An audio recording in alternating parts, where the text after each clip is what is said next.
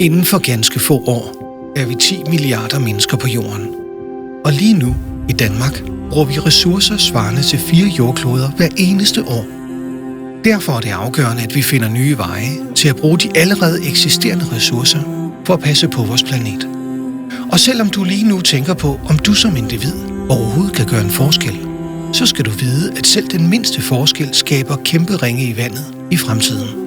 Vi bruger blandt andet HVO-biodiesel i vores lastbiler og maskiner, genbrug af byggematerialer, og vi søger konstant efter nye og alternative måder at gennemføre vores projekter på.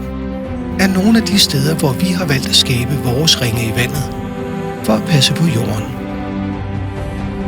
Vi er et godt sted for gode folk, og vi har valgt at tro på, at disse ringe er med til at skabe den bølge, der sikrer vores børn i mange år frem, så de også får muligheden for at opleve vores fantastiske planet.